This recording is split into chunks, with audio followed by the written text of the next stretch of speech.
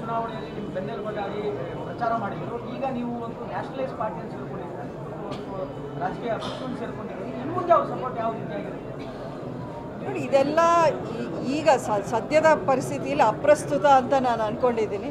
ಈಗ ನಾನು ಚುನಾವಣೆಯ ಒಂದು ಕಣದಲ್ಲಿ ಇಲ್ಲದೆ ಇರೋ ಕಾರಣಕ್ಕೆ ದರ್ಶನ್ ಮೊನ್ನೆ ನನ್ನ ಜೊತೆಲಿ ಬಂದ್ರಲ್ಲ, ಆಗ ಅವ್ರಿಗೆ ಗೊತ್ತಿತ್ತು ನಾನು BJP ಸೇರ್ಪಡೆ ಆಗ್ತೀನಿ ಅಂತ.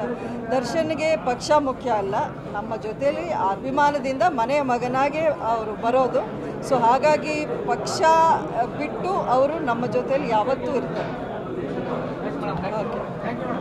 ಯಶ್ ಅವರು ಕಳೆದ ಚುನಾವಣೆಯಲ್ಲಿ ನಿಮ್ಮ ಬೆನ್ನೆಲುಬಾಗಿ ಪ್ರಚಾರ ಮಾಡಿದ್ರು. ಈಗ ನೀವು ಒಂದು ನ್ಯಾಷನಲೈಸ್ ಪಾರ್ಟಿಯನ್ನು ಸೇರ್ಕೊಂಡಿದ್ದೀರಿ, ರಾಜಕೀಯ ಪಕ್ಷವನ್ನು ಸೇರ್ಕೊಂಡಿದ್ದೀರಿ. ಇನ್ನು ಮುಂದೆ ಅವ್ರ ಸಪೋರ್ಟ್ ಯಾವ ರೀತಿಯಾಗಿರುತ್ತೆ ನೋಡಿ, ಇದೆಲ್ಲ ಈಗ ಸದ್ಯದ ಪರಿಸ್ಥಿತಿಯಲ್ಲಿ ಅಪ್ರಸ್ತುತ ಅಂತ ನಾನು ಅಂದ್ಕೊಂಡಿದ್ದೀನಿ. ಈಗ ನಾನು ಚುನಾವಣೆಯ ಒಂದು ಕಣದಲ್ಲಿ ಇಲ್ಲದೆ ಇರೋ ಕಾರಣಕ್ಕೆ ದರ್ಶನ್ ಮೊನ್ನೆ ನನ್ನ ಜೊತೆಲಿ ಬಂದ್ರಲ್ಲ, ಆಗ ಅವ್ರಿಗೆ ಗೊತ್ತಿತ್ತು ನಾನು BJP ಸೇರ್ಪಡೆ ಆಗ್ತೀನಿ ಅಂತ.